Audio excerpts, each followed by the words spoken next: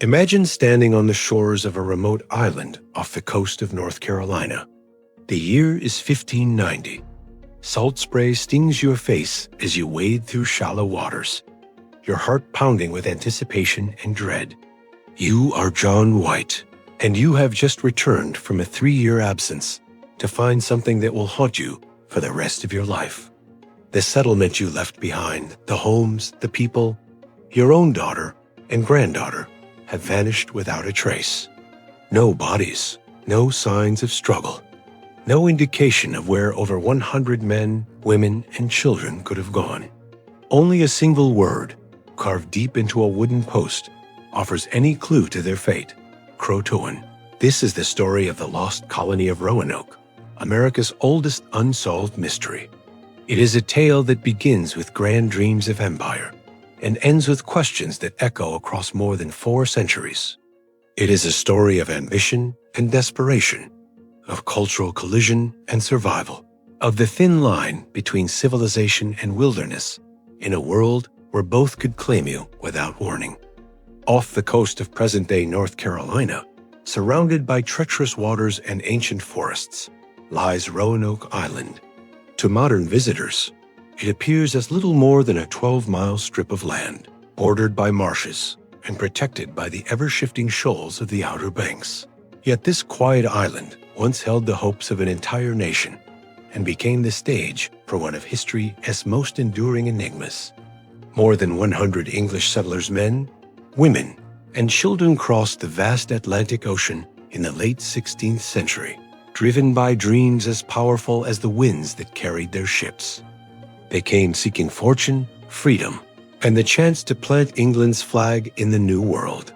They built homes with their own hands, raised families in an alien land, and planted both crops and the seeds of what they believed would become a thriving colony. But when relief ships finally arrived, after years of delay, the colonists were gone. The houses stood empty, but undamaged. Gardens had grown wild. Tools lay scattered, but not destroyed. There were no graves to mark the dead, no battlefields to tell of war, no signs of the plague or famine that might have claimed them all. The settlement appeared to have been methodically dismantled, as if the inhabitants had simply packed up and walked away into the wilderness. Yet they left behind one cryptic message: Croatoan, carved into a post at the entrance to their fort. This single word has become one of the most famous in American history, a puzzle piece that has spawned countless theories, but no definitive answers. Was it a clue pointing to their destination? A warning of danger? A final desperate message from people facing an unimaginable choice? The word Croatoan has echoed through the centuries, inspiring everything from scholarly research to supernatural folklore, from archaeological expeditions to horror stories that chill readers to this day. The mystery of Roanoke is not merely the story of a disappearance. It is the story of England's first serious attempt to establish a permanent foothold in North America, decades before the more famous settlement at Jamestown. It is the story of cultural collision between European colonists and indigenous peoples who had lived on these lands for thousands of years. It is a story of families torn apart by impossible circumstances, of children born in a new world only to vanish from history before their lives had truly begun. Most hauntingly, it is the story of Virginia Dare, the first English child born in the Americas, whose fate remains as mysterious as that of her fellow colonists. Born on August 18, 1587, she was just a toddler when her grandfather John White sailed for England to fetch supplies.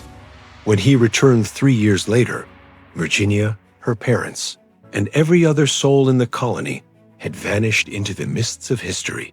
As we delve into this mystery, we will explore not just what happened to the lost colony, but why it happened. We will examine the political pressures that drove England to establish the settlement, the harsh realities that the colonists faced, and the complex relationships they forged and sometimes destroyed with the native peoples of the region. We will follow the clues left behind by archaeologists and historians, and we will confront the sobering truth that some mysteries may never be solved. The story of Roanoke reminds us that history is fragile, that entire communities can vanish with barely a trace, and that the line between survival and oblivion in the early colonial period was often razor-thin. It is a story that continues to captivate us precisely because it refuses to provide easy answers, forcing us to confront the limits of historical knowledge and the enduring power of the unknown. To understand the mystery of Roanoke, we must first understand the world that created it. In the late 16th century, England was a nation on the rise, but still very much in the shadow of its European rivals. Spain, through its conquests in the Americas, had become the wealthiest and most powerful empire in the world. Spanish galleons regularly crossed the Atlantic, laden with gold and silver from the mines of Peru and Mexico, funding armies that threatened to dominate all of Europe.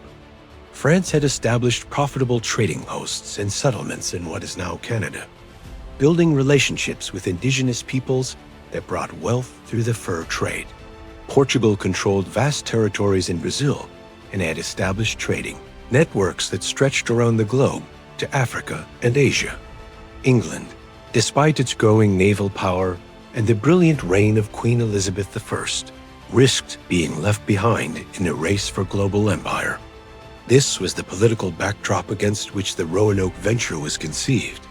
The man who would champion England's colonial ambitions was Sir Walter Raleigh, one of the most fascinating and complex figures of the Elizabethan age. Raleigh was a poet, a soldier, an explorer, and above all, a dreamer of grand schemes. Tall, handsome, and possessed of a sharp wit, he had captured the attention and favor of Queen Elizabeth I, who showered him with gifts and positions at court. But Raleigh's vision extended far beyond the glittering world of the royal court. He saw in the New World an opportunity, not just for personal enrichment, but for England to claim its rightful place among the great powers of Europe. In 1584, he received from Queen Elizabeth a charter that granted him sweeping powers to explore claim and settle any lands in North America not already occupied by Christian princes. Careful legal fiction that ignored the complex societies of indigenous peoples who had inhabited these lands for millennia. The charter was remarkable in its scope and ambition. It granted Raleigh the right to establish settlements, govern them according to English law, defend them with military force, and extract whatever wealth they might contain. In return, the crown would receive 1/5 of any gold or silver discovered, the same arrangement that had made Spain so wealthy. It was, in effect, a license to build an empire. But Raleigh's motivations went beyond mere profit. He and his contemporaries genuinely believed they were engaged in a civilizing mission, bringing Christianity and English law to what they saw as a wilderness inhabited by peoples they considered primitive. This worldview, which seemed so obviously flawed and prejudiced to modern eyes, was nearly universal among educated Europeans of the time.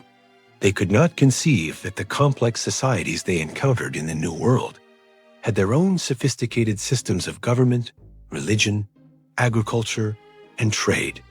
The propaganda surrounding the Roanoke venture painted the New World in terms that sound almost fantastical today. Promotional pamphlets described a land where rivers teemed with fish so abundant they could be caught by hand, where fertile soil required no fertilization, where native peoples lived in perfect harmony with nature and were eager to embrace European civilization. The artist John White, who would later become governor of the doomed colony, created beautiful watercolor paintings of the region that depicted a kind of earthly paradise. These romanticized visions served an important purpose in recruiting colonists.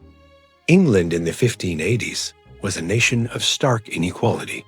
While the nobility and wealthy merchants lived in increasing luxury, ordinary people faced crushing poverty, unemployment, and social upheaval. The enclosure of common lands for sheep farming had displaced thousands of agricultural workers. Cities like London were overcrowded and disease-ridden. For many English people, the promise of free land and a fresh start in the New World was irresistible. The choice of Roanoke Island as the site for England's first permanent American colony was both strategic and problematic. Located in the shallow sounds behind the outer banks of present-day North Carolina, the island offered several advantages. It was far enough from established Spanish settlements to avoid immediate military confrontation. It was positioned near what explorers hoped might be a passage to the Pacific Ocean and the riches of Asia. It offered protection from ocean storms, while still providing access to the sea for ships bringing supplies from England. However, these apparent advantages came with serious drawbacks that would prove critical to the colony's fate. The Outer Banks were notoriously dangerous to navigate, with shifting sandbars and treacherous currents that had already claimed numerous ships. The island itself was small and poorly suited to agriculture, with sandy soil that would struggle to support a large population. Most critically, it was already inhabited by indigenous peoples who had their own complex relationships with the land and each other. The native peoples of the region belonged primarily to Algonquian-speaking groups who had lived in the area for centuries. They practiced sophisticated forms of agriculture, growing corn, beans, and squash in carefully managed fields. They had established trade networks that extended far inland and had developed complex political alliances and rivalries.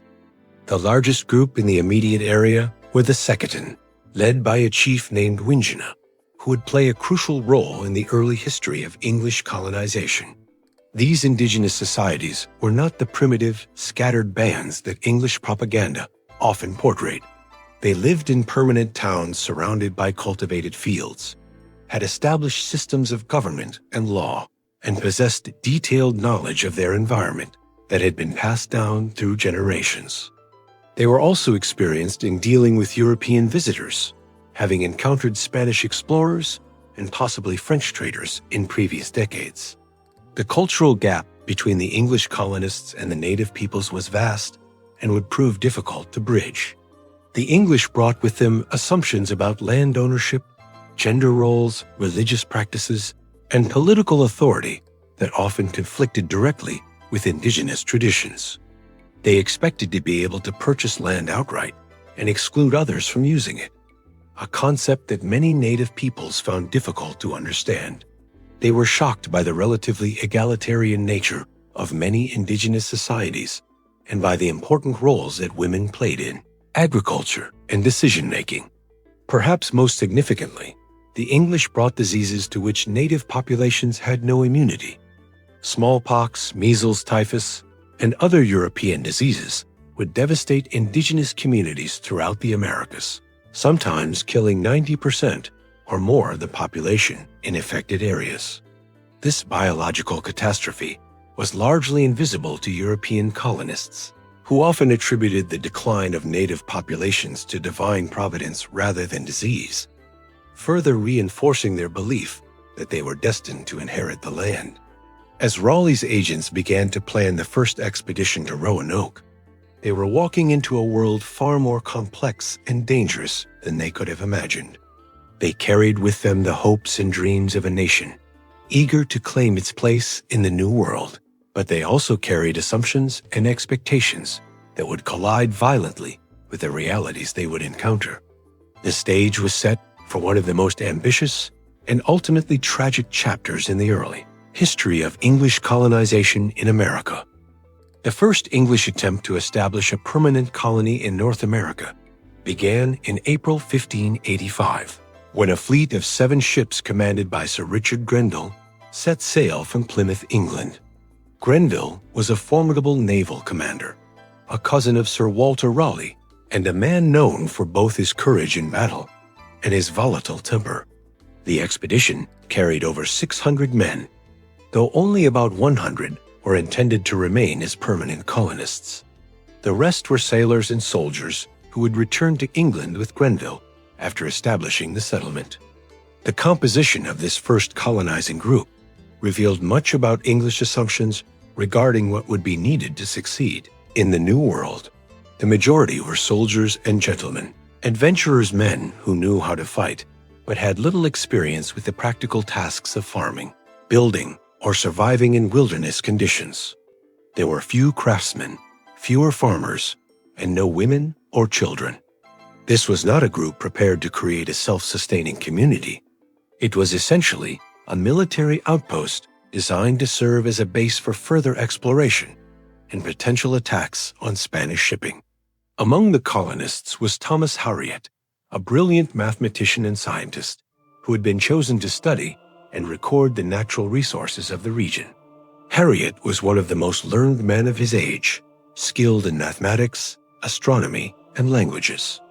He had even learned some Algonquian words from two native men, Manteo and Wanchese, who had been brought to England during an earlier reconnaissance voyage.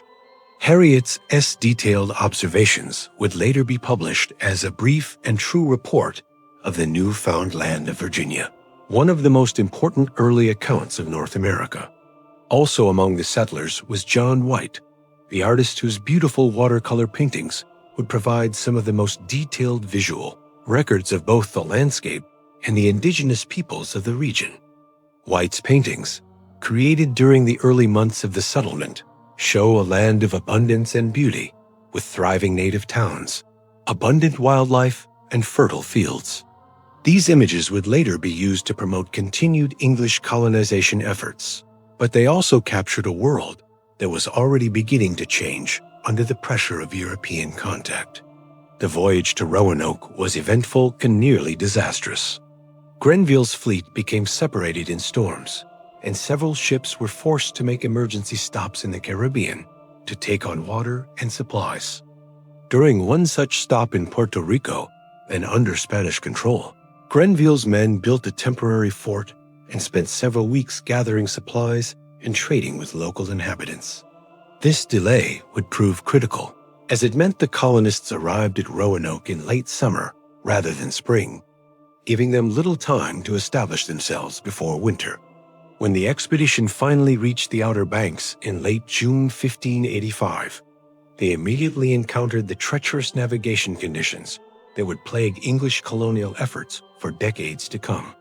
The Tiger, Grenville's flagship carrying most of the supplies, ran aground on a sandbar while attempting to enter the sounds behind the barrier islands. The ship was eventually refloated, but much of the food and other supplies were ruined by salt water. This disaster meant the colonists would begin their American venture with far fewer resources than planned. The English established their settlement on the northern end of Roanoke Island, building a fort they called Fort Raleigh in honor of their patron. The location offered some advantages. It was on high ground with good visibility of the surrounding waters it had access to, fresh water, and it was surrounded by forests that could provide timber for construction and fuel for heating and cooking. However, the site was also problematic. The soil was sandy and poor for agriculture. The island was small and could not support a large population, and it was already claimed by indigenous peoples who had their own plans for the land. Initial relations with the native peoples of the region were complex and rapidly deteriorating. The English had some advantages in establishing contact. Manteo, one of the Algonquian men who had traveled to England, served as an interpreter and cultural mediator. Manteo belonged to the Croatoan people, who lived on what is now Hatteras Island, and he remained generally friendly to the English throughout their time in the region. However, Wanchese, the other indigenous traveler to England, had become deeply suspicious of English intentions and worked to build opposition to the colonists among local tribes. The leader of the most powerful local group, the Secretan, was Chief Wingina, whose main town was located on the mainland across from Roanoke Island. Wingina initially welcomed the English, perhaps seeing them as potential allies against rival tribes or as a source of valuable trade goods. However, relations quickly became strained as the realities of supporting over 100 additional people in the region became apparent.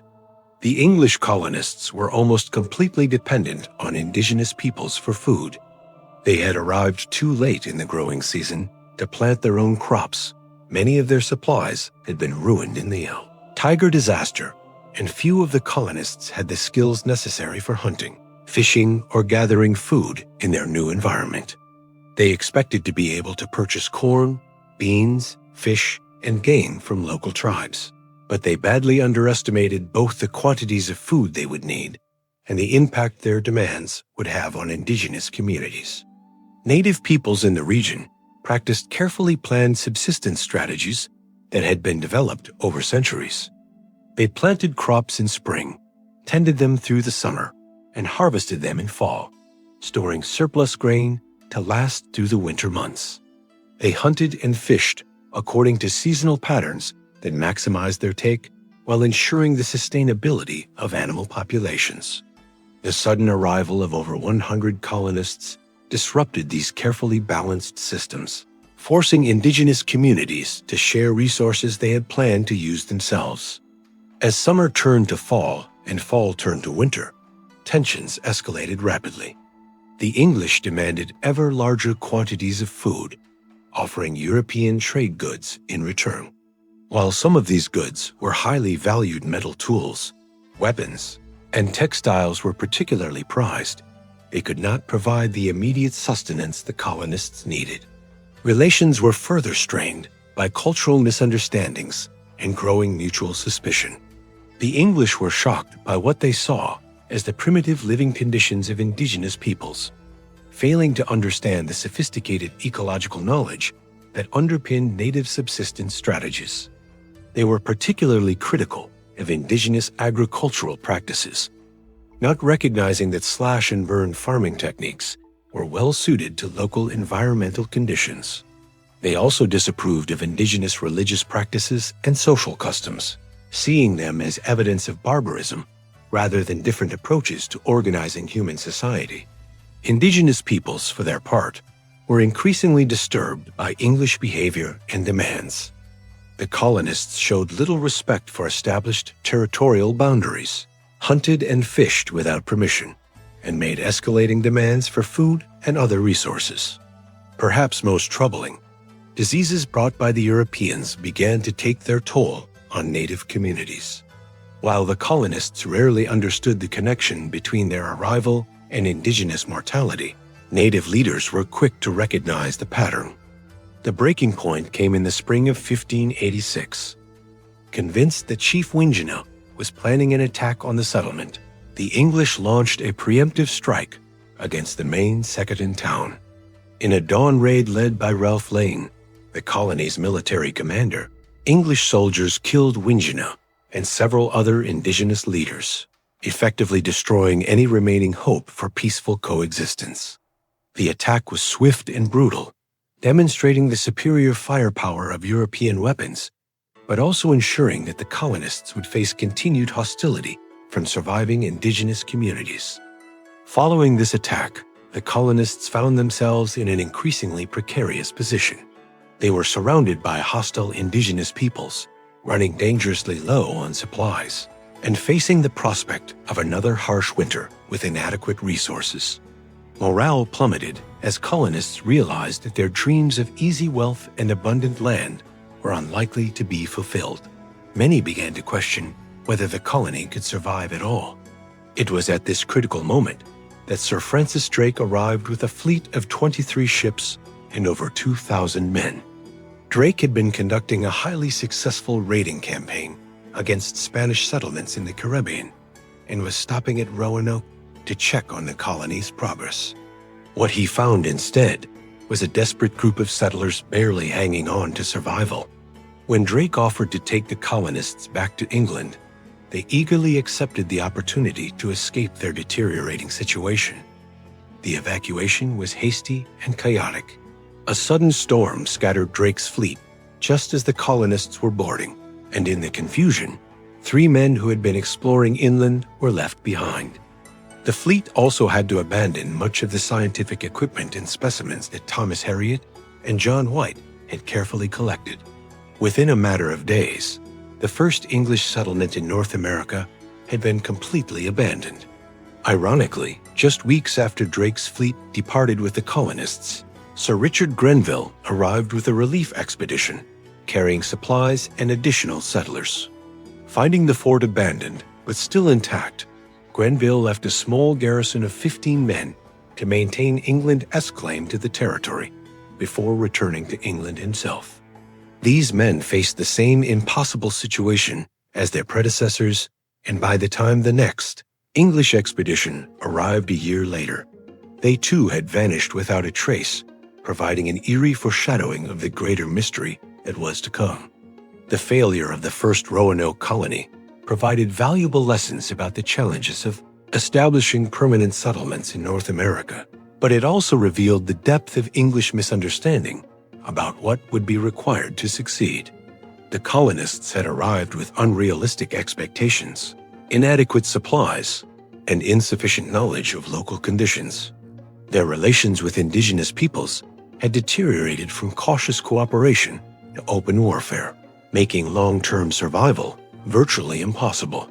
These same patterns would be repeated, with variations, in the second and more famous attempt to colonize Roanoke Island. After the failure of the first Roanoke settlement, Sir Walter Raleigh faced a difficult choice. He could abandon his colonial ambitions entirely, accepting the loss of his considerable investment and England's first serious attempt at American colonization. Or he could try again, applying the lessons learned from the first attempt to create a more sustainable colony. Raleigh chose to persevere, but with a fundamentally different approach that would prove both more humane and ultimately more mysterious in its outcome. The second colonization attempt was planned around a revolutionary concept for its time: a true settlement colony rather than a military outpost. Instead of sending soldiers and gentlemen adventurers who expected to extract wealth from the land and its inhabitants, Raleigh decided to recruit families, men, women, and children who would create homes, establish communities, and build a permanent English presence in North America. This approach recognized that successful colonization required not just the ability to fight and explore, but the capacity to grow food, raise children, and create the social bonds that make communities sustainable over generations. To lead this new venture, Raleigh chose John White, the artist who had documented the first colony so beautifully and who had gained valuable experience with both the geography of the region and the complexities of dealing with indigenous peoples. White was a different type of leader than the military commanders who had previously governed English colonial efforts. He was older, more thoughtful, and more interested in building lasting relationships than in extracting quick profits. His appointment as governor signaled Raleigh's commitment to a more sustainable approach to colonization.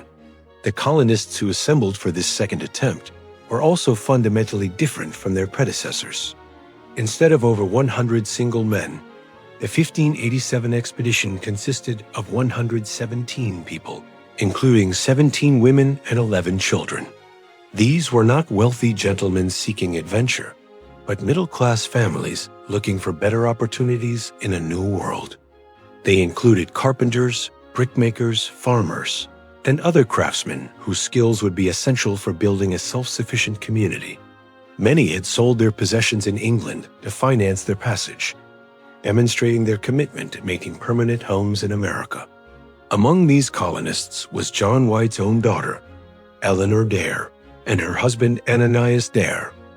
Eleanor was pregnant when the expedition departed England, and her condition symbolized the hope and vulnerability of the entire enterprise. Unlike the military expeditions that had preceded it, this colony would literally stake its future on the next generation children who would be born, American rather than English, who would grow up knowing indigenous languages and customs as well as European ones, and who would hopefully build bridges between the two worlds that had so far proven incompatible. The expedition departed England in May 1587, earlier in the year than the previous attempt, giving the colonists a full growing season to establish themselves before winter. The voyage itself went relatively smoothly, though it took nearly 3 months to reach the American coast. When they arrived at Roanoke Island in late July, the colonists found the fort built by the previous expedition still standing but abandoned. The small garrison that Grenville had left behind the year before had vanished, leaving behind only human bones that suggested a violent end, an ominous beginning for the new settlement. Despite this disturbing discovery, the colonists set about re-establishing the settlement with remarkable energy and optimism. They repaired and expanded the fort, built new houses, and began clearing land for cultivation. John White's detailed observations from this period, recorded in letters sent back to England, paint a picture of a community working together with determination and hope. Gardens were planted, livestock was tended, and the colonists began the process of adapting European agricultural techniques to American conditions. The birth of Virginia Dare on August 18, 1587, marked a pivotal moment in American history. As the first English child born in the Americas, Virginia represented both the promise and the peril of the colonial enterprise. Her birth was celebrated throughout the colony as a sign that their community could indeed flourish in the New World. John White wrote proudly of his granddaughter's arrival, describing her as healthy and thriving in her new home. Virginia's birth seemed to validate the decision to bring families to America and offered hope that the colony could grow through natural increase as well as continued immigration from England. However, the colonists quickly discovered that they faced many of the same challenges that had defeated their predecessors. The soil around Roanoke Island was still poor, and despite their early planting, crop yields were disappointing. The island was simply too small and too marginal to support a community of over 100 people through agriculture alone. Like the first colonists, they found themselves dependent on indigenous peoples for much of their food, a situation that was complicated by the legacy of violence from the previous settlement. Relations with native peoples were complex and often tense. Manteo, the Croatoan leader who had befriended the English during the first settlement, remained an ally and was even granted the title Lord of Roanoke by the colonists in recognition of his assistance. However, most other local tribes remained suspicious or openly hostile toward the English. The memory of Chief Wingena's death and the subsequent violence had not been forgotten, and many indigenous leaders viewed the return of English colonists as a renewed threat to their communities. Despite Manteo's efforts to mediate between the two groups, incidents of violence continued to occur. In one particularly troubling episode, a colonist named George Howe was killed while crabbing alone in the shallows near the settlement. Howe had been struck by arrows and beaten to death, apparently by a small group of indigenous warriors. The colonists responded by launching a retaliatory raid against a nearby village, only to discover too late that they had attacked a group of friendly natives rather than those responsible for Howe's death.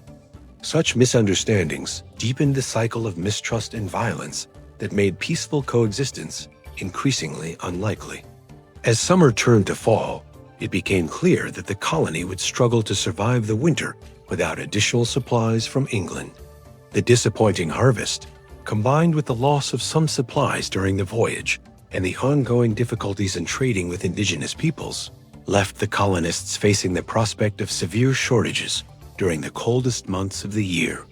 John White found himself confronting an agonizing decision. Should he remain with his family and his colony, or should he return to England to organize a relief expedition? The decision was made more difficult by the political situation in Europe. Tensions between England and Spain were escalating rapidly, and there were rumors that Philip II was assembling a great armada to invade England itself. If war broke out, it would be impossible to send supply ships to America for months or even years. The colonists recognized that if they were to receive help from England, White would need to leave immediately, before winter made transatlantic travel impossible. After much debate and soul-searching, White agreed to return to England on behalf of the colony.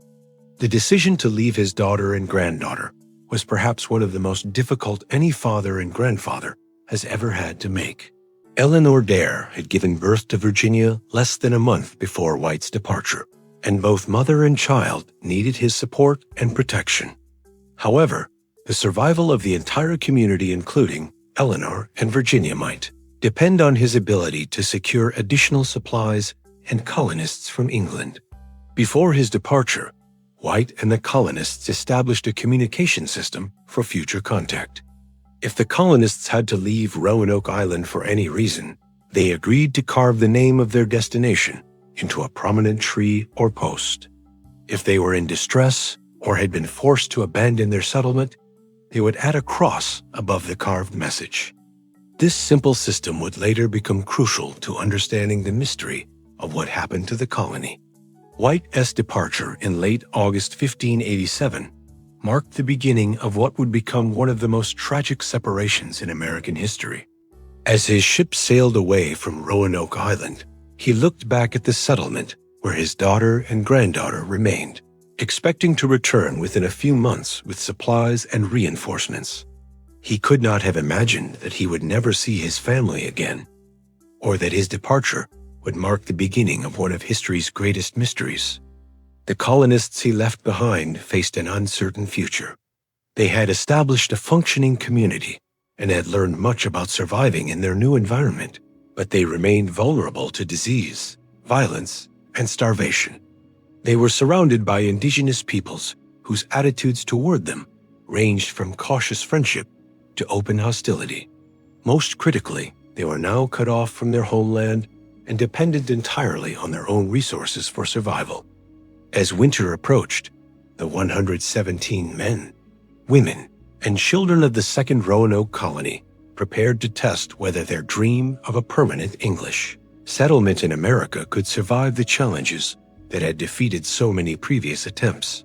They could not have known that events in Europe would conspire to leave them isolated for far longer than anyone had planned, or that their struggle for survival would become one of the most enduring mysteries in American history. John White's journey back to England in the fall of 1587 began what he expected would be a brief but crucial mission to secure supplies and reinforcements for the Roanoke colony. Instead, it became the beginning of a nightmare that would haunt him for the rest of his life. When White arrived in England in late 1587, he found a nation preparing for war. King Philip II of Spain had indeed been assembling a massive invasion fleet, and by 1588, the Spanish armada, consisting of over 130 ships and 30,000 men, was ready to launch its assault on England. The threat posed by the Spanish Armada was existential for England. If successful, the invasion would have meant the end of English independence and the Protestant Reformation in England. Every available ship, sailor, and resource was being mobilized for the defense of the realm. In this context, White's pleas for help for a small colonial settlement in distant America fell on deaf ears. Sir Walter Raleigh, despite his personal interest in the colony's success, was himself called to help organize England's naval defenses and could spare neither ships nor supplies for a relief expedition. White spent months in frustration, watching as the window for sailing to America closed.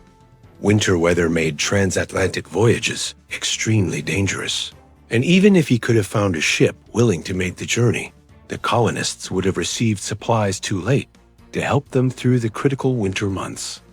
As 1587 turned to 1588, White could only hope that the colonists had managed to find adequate food and shelter to survive until they could reach them.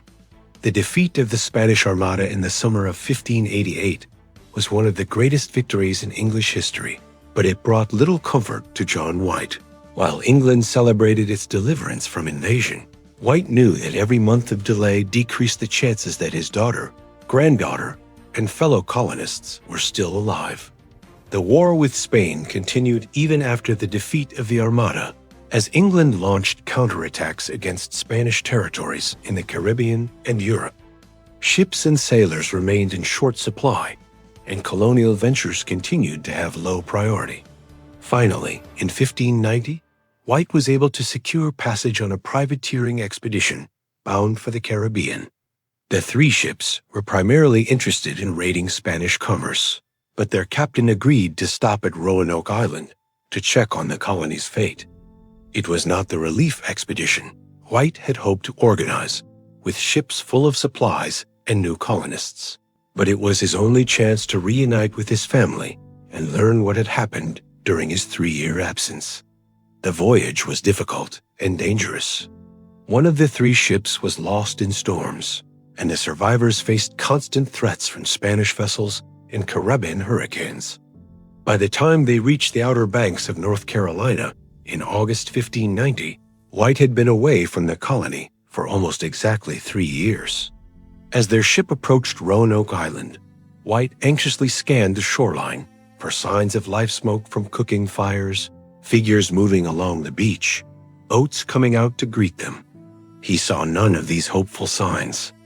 Landing on Roanoke Island on August 18, 1590 coincidentally, his granddaughter Virginia's third birthday, White led a small party toward the site of the settlement. What they found there has become one of the most famous scenes in American history. The houses had been dismantled, not destroyed. The fort's walls were still standing, but they had been overgrown with vines and weeds. There were no bodies, no signs of violence, no evidence of disease or starvation. The colonists had simply vanished. But they had not vanished without leaving a trace. Carved into a post at the entrance to the fort was the word Croatoan, exactly as the colonists had agreed to do if they relocated. Significantly, there was no cross carved above the word, which should have indicated distress.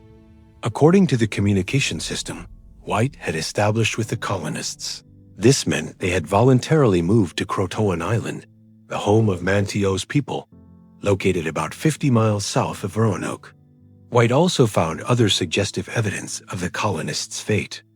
Many of the houses had been carefully dismantled rather than destroyed, suggesting a planned relocation rather than a hasty flight.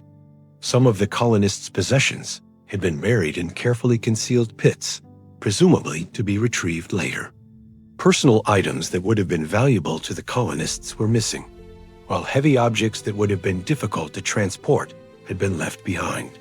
Everything pointed to an organized evacuation rather than a sudden disappearance. Despite this apparently hopeful evidence, White was unable to follow the trail to Croatoan Island. As he and his men prepared to sail south to investigate, a fierce storm swept through the area. The storm damaged their ship's anchor cables and threatened to drive them ashore on the treacherous shoals of the Outer Banks. Ship's captain, whose primary mission was privateering rather than colonial rescue, decided that the risks were too great and ordered an immediate departure for England. For more than 4 centuries, the fate of the lost colony of Roanoke has captivated historians, archaeologists, amateur investigators, and the general public. The mystery has generated countless theories, ranging from carefully reasoned historical analysis to wild speculation and supernatural explanations. Each generation has approached the puzzle with new tools, new perspectives, and new assumptions, yet the fundamental questions remain unanswered. What happened to the 117 men, women, and children who vanished from Roanoke Island between 1587 and 1590? The most widely accepted theory among serious historians suggests that the colonists voluntarily joined indigenous communities in the region, most likely the Croatoan people led by Matteo. This theory is supported by several compelling pieces of evidence, beginning with the Croatoan message carved into the fort's post.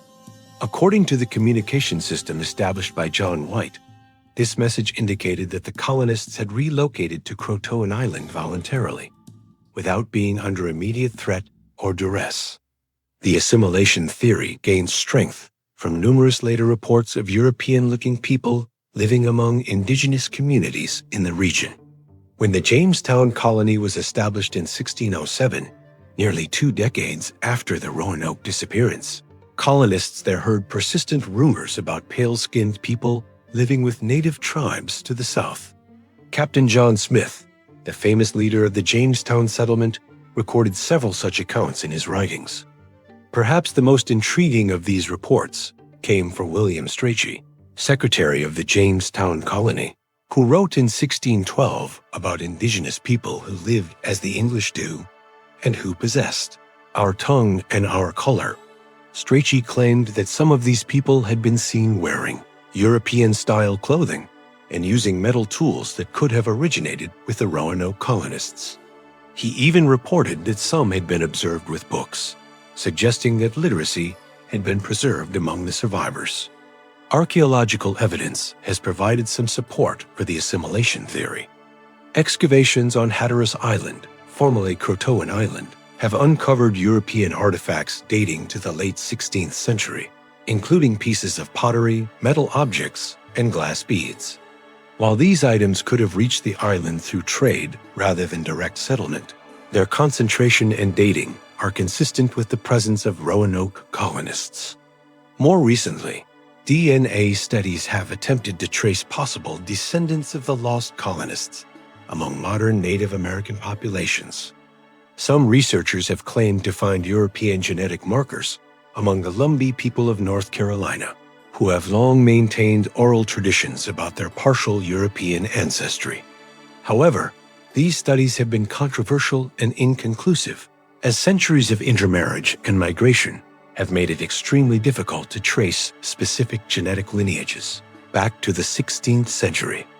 The assimilation theory also makes logical sense given the desperate circumstances the colonists would have faced by 1587 or 1588. With supplies running low and no relief expedition in sight, joining friendly indigenous communities might have been their best chance for survival. Manteo's people had the knowledge and resources to survive in the local environment, and they had maintained generally positive relationships with the English throughout the colonial period. However, the assimilation theory also faces significant challenges. If the colonists did join indigenous communities, why did they leave no definitive traces of their presence? Why were later English explorers unable to locate any clear descendants or to find unambiguous evidence of their survival? The complete absence of European grave goods, inscriptions, or other cultural markers from the period is difficult to explain if significant numbers of colonists survived for extended periods. A darker but persistent theory suggests that the Roanoke colonists were killed by hostile indigenous groups, either in a single coordinated attack or through a series of smaller conflicts. This theory is based primarily on later reports from Jamestown colonists who claim to have heard accounts of such a massacre from indigenous informants. The most detailed of these accounts came from the Powhatan Confederacy, the powerful alliance of tribes that controlled much of present-day Virginia. According to some English sources, Powhatan leaders claimed that their warriors had destroyed the Roanoke settlement and killed most or all of its inhabitants. These accounts suggested that the attack had been motivated by the colonists' previous violence against indigenous communities and their continued demands for food and other resources. However, the massacre theory faces several significant problems. Most importantly, John White found no evidence of violence at the abandoned settlement in 1590.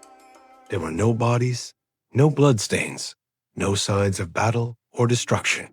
The houses had been carefully dismantled rather than burned or destroyed, and many of the colonists' possessions had been carefully buried rather than scattered or looted. This evidence strongly suggests a planned evacuation rather than a sudden attack. Furthermore, the Powhatan accounts of a massacre are highly suspect. These stories were told to English colonists decades after the supposed events, at a time when the Powhatan were engaged in their own conflicts with the Jamestown settlement. It is quite possible that these accounts were either fabricated or exaggerated to intimidate the English or to discourage further colonial expansion into indigenous territories. Some proponents of the massacre theory have suggested that the colonists might have been killed away from Roanoke Island, perhaps after relocating to the mainland or to other islands in the region. This would explain the lack of evidence at the original settlement site, while still accounting for the complete disappearance of the colonists. However, this version of the theory is purely speculative and is not supported by any concrete evidence. Another theory suggests that Spanish forces were responsible for the disappearance of the Roanoke colonists. Spain viewed English colonial efforts in North America as a direct threat to its own territorial claims, and had both the motive and the capability to eliminate rival settlements. Spanish Florida was relatively close to Roanoke, and Spanish naval patrols regularly operated along the North American coast. This theory is supported by the broader context of Spanish-English rivalry during the late 16th century. The two nations were engaged in an undeclared war that included attacks on each other's colonies, shipping, and territorial claims. Spanish forces had previously attacked and destroyed French settlements in Florida, demonstrating their willingness to use violence to eliminate rival colonial efforts. However, the Spanish attack theory suffers from a critical lack of documentary evidence. Spanish colonial records from the period are extensive and generally well preserved, but they contain no mention of any attack on Roanoke Island or its English inhabitants. Given that the Spanish would likely have celebrated such a victory and used it for propaganda purposes, this silence is significant. Furthermore, like the massacre theory, the Spanish attack theory cannot easily account for the physical evidence found at the abandoned settlement. The careful dismantling of houses and burial of possessions suggests a planned evacuation rather than destruction by enemy forces. If Spanish soldiers had attacked and destroyed the colony, they would likely have left evidence of their presence and would have had little reason to dismantle buildings or bury English possessions. Scientific research has revealed that the Roanoke colony was established during one of the most severe droughts in the region's recorded history. Tree ring studies conducted in the late 20th century showed that the period from 1587 to 1589 was marked by extraordinarily dry conditions that would have made agriculture extremely difficult and would have reduced the availability of wild game and other food sources. According to this theory, the colonists faced increasingly desperate conditions as the drought continued and their food supplies dwindled. Unable to grow adequate crops or to obtain sufficient food through trade with indigenous communities, they may have been forced to split into smaller groups and scatter across the landscape in search of sustenance. These small groups would have been much more vulnerable to disease, starvation, and violence, and may have gradually died out without leaving significant archaeological traces.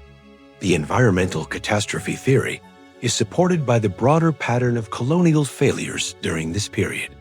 Many early European settlements in North America struggled with food shortages and environmental challenges, and several contemporary colonies in other regions failed entirely due to similar problems. The Roanoke colonists, lacking the agricultural knowledge and environmental adaptations of indigenous peoples, would have been particularly vulnerable to severe drought conditions. However, this theory also has limitations. While drought conditions would certainly have made survival more difficult, they do not fully explain the complete disappearance of the colonists. Indigenous peoples in the region survived the same drought, suggesting that it was not an absolutely insurmountable challenge. Furthermore, the dispersal theory does not account for the organized appearance of the abandoned settlement or for the Croatoan message, both of which suggest coordinated decision-making rather than desperate scattering.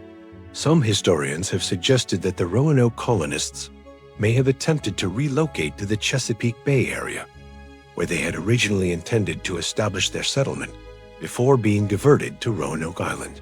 This theory is based on references in John White as papers to the colonists' interest in moving to a more suitable location, as well as later reports from Jamestown of European-looking people in the Chesapeake region. According to this theory, the colonists may have used boats to travel north along the coast, seeking better agricultural land and more reliable water sources. The Chesapeake region offered several advantages over Roanoke Island, including deeper harbors, more fertile soil, and larger indigenous populations that might have been able to support additional residents through trade. Archaeological investigations in the Chesapeake region have uncovered some intriguing evidence that might support this theory. Excavations at several sites have revealed European artifacts dating to the late 16th or early 17th centuries, including pottery fragments, metal objects, and glass beads. However, these artifacts are not definitively linked to the Roanoke colonists and could have other explanations. The relocation theory faces the same fundamental challenge as the other theories: the lack of definitive evidence for the colonists' survival. If significant numbers of Roanoke colonists had successfully relocated to the Chesapeake region, it seems likely that the later Jamestown colonists would have encountered clearer evidence of their presence, whether in the form of living descendants, European grave goods, or other cultural markers. The enduring mystery of the lost colony has also inspired theories that venture beyond conventional historical analysis into the realm of folklore, supernatural explanation, and science fiction. These theories, while lacking credible evidence, reflect the deep cultural impact of the Roanoke mystery and its ability to capture the imagination. One of the most persistent supernatural theories suggests that the colonists were victims of some kind of curse or supernatural force. This idea was popularized by the association of the word Croatoan with death and disappearance in later folklore and literature.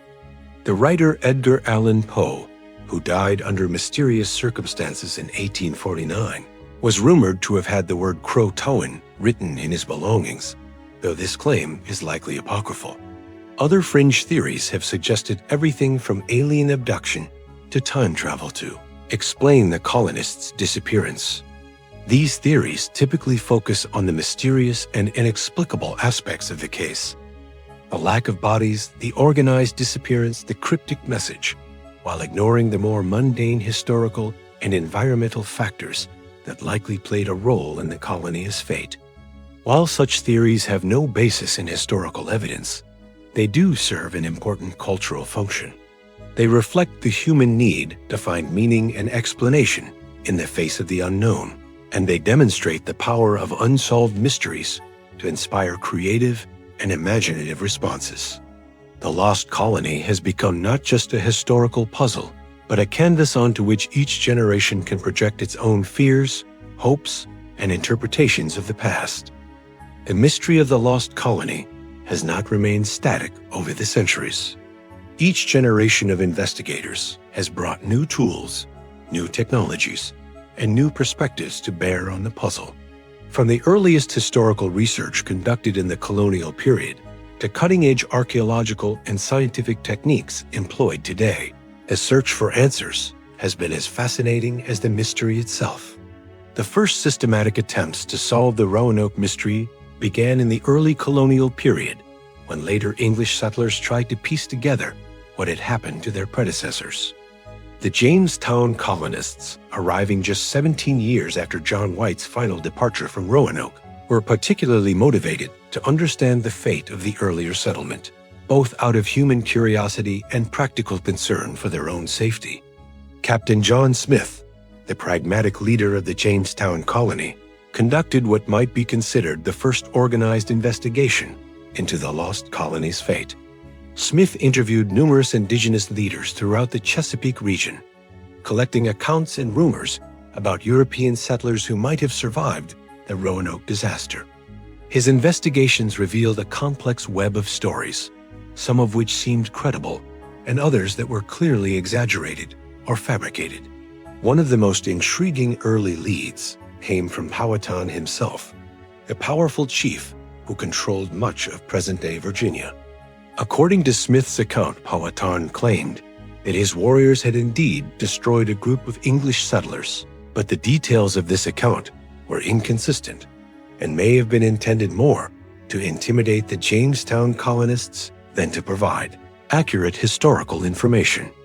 Smith also gathered reports of European-looking people living among various indigenous communities, including accounts of individuals who could speak broken English and who possessed European-made tools and clothing.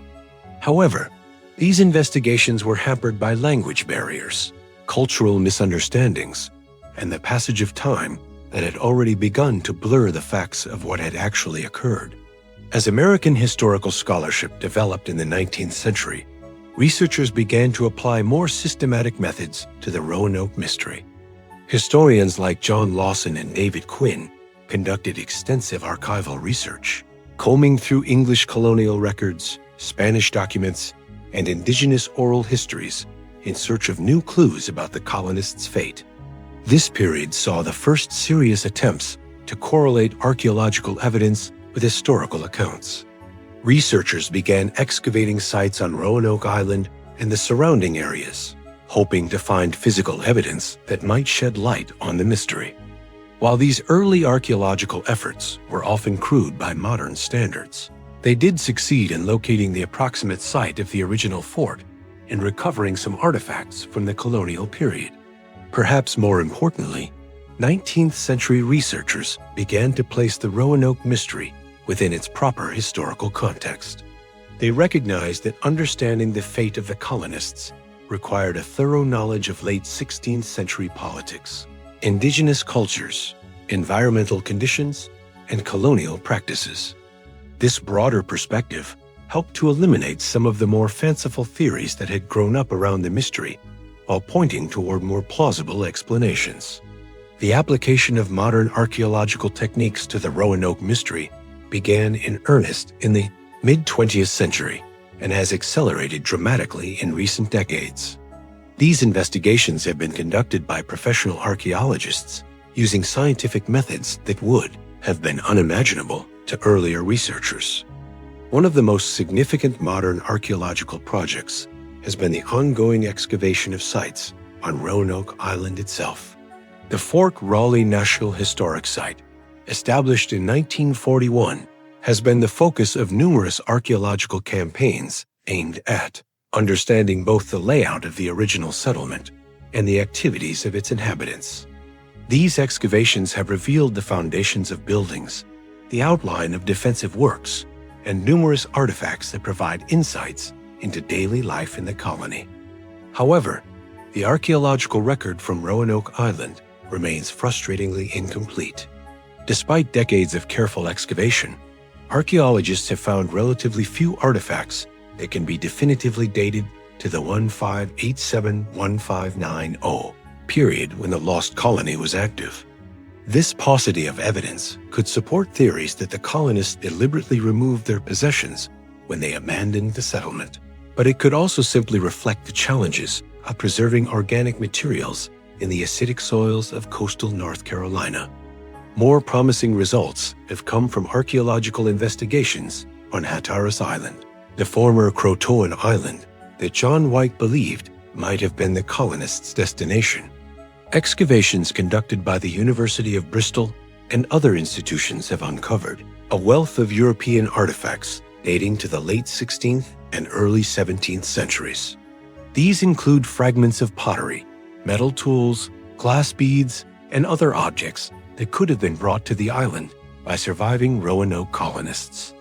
The Hatteras Island discoveries are particularly intriguing because they represent a much higher concentration of European material, culture than would be expected from normal trade relationships between indigenous peoples and occasional European visitors. The artifacts also show signs of having been modified or repurposed in ways that suggest sustained use over extended periods, rather than the brief presence that might be expected from trading contacts. Recent decades have seen the application of increasingly sophisticated scientific techniques to the Roanoke mystery. These approaches have included everything from dendrochronology, tree ring dating, to DNA analysis to ground-penetrating radar surveys.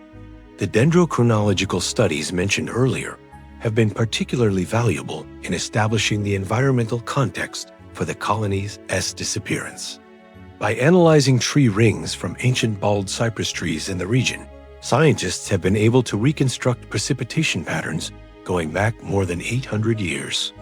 This research has confirmed that the period from 1587 to 1589 was indeed marked by severe drought conditions that would have made agriculture extremely difficult and would have put tremendous stress on all human populations in the region.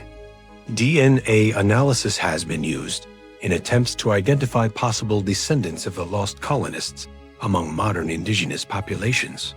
These studies have focused particularly on the Lumbee people of North Carolina, who have maintained oral traditions about their partial European ancestry, and who have historically been noted for having members with European physical characteristics. However, DNA studies of this type face enormous methodological challenges. 4 centuries of intermarriage, migration, and population mixing have made it extremely difficult to trace specific genetic lineages back to the 16th century. Furthermore, European genetic markers in modern indigenous populations could have multiple explanations, including contact with later European settlers, traders, or other colonial ventures. Ground-penetrating radar and other remote sensing technologies have been used to search for buried structures or artifacts that might provide new clues about the colonists' fate. These techniques have been applied both on Roanoke Island itself and at various mainland sites where the colonists might have relocated. While these surveys have identified several anomalies that warrant further investigation, none have yet yielded definitive evidence about the lost colony's fate. One of the most exciting recent developments in Roanoke research came from an unexpected source: the re-examination of a centuries-old map drawn by John White himself. In 2012, researchers at the British Museum made a startling discovery while conducting routine conservation work on White's map of the North Carolina coast. The map contained what appeared to be a patch covering part of the coastal region, but when researchers used advanced imaging techniques to look beneath the patch, they found a red and blue symbol that appeared to mark a location inland from Roanoke Island. This symbol was not visible on the surface of the map and had apparently been deliberately concealed, possibly to hide sensitive information about the colonists' plans or destination. The location marked by the hidden symbol corresponded to an area on the mainland along the Albemarle Sound, about 50 miles inland from Roanoke Island. This discovery was particularly intriguing because it suggested that the colonists might have had a predetermined backup plan for relocating to the mainland if conditions on Roanoke Island became untenable. Archaeological investigations at the site indicated by the hidden symbol, dubbed Site X by researchers, have yielded some promising results. Excavations there have uncovered fragments of European pottery, pieces of a slate writing tablet, and other artifacts that could date to the late 16th century. However, as with other archaeological evidence related to the lost colony, these finds are suggestive rather than conclusive and could have other explanations. The search for answers to the Roanoke mystery continues today, with new research projects being launched regularly. These investigations benefit from increasingly sophisticated technologies and methodologies, but they also face the challenge that time has erased many of the traces that the colonists might have left behind. Current research efforts include expanded archaeological investigations at multiple sites, continued analysis of historical documents from archives around the world, and the application of new scientific techniques to artifacts and environmental samples from the colonial period. Researchers are also working to incorporate indigenous perspectives and knowledge into their investigations, recognizing that the descendants of the native peoples who encountered the colonists may possess valuable insights that have been overlooked by previous generations of scholars. Despite centuries of investigation and the application of increasingly sophisticated research methods, the fate of the lost colony remains one of history's great unsolved mysteries. Each new discovery seems to raise as many questions as it answers, and definitive proof of what happened to the 117 men, women, and children who vanished from Roanoke Island continues to elude researchers. However, this ongoing uncertainty should not be seen as a failure of historical research. The Roanoke investigations have contributed enormously to our understanding of early colonial life, indigenous cultures, environmental history, and archaeological methodology. They have also demonstrated the importance of approaching historical mysteries with multiple complementary research strategies and of remaining open to new evidence and interpretations. The search for answers about the lost colony continues not just because of intellectual curiosity, but because these long-vanished colonists represent something fundamental about the human experience in early America. Their story touches on themes of family separation, cultural conflict, environmental adaptation, and survival that remain relevant today. Whether or not we ever definitively solve the mystery of their fate, the search itself continues to teach us valuable lessons about the past and about the methods we use to recover and interpret historical knowledge.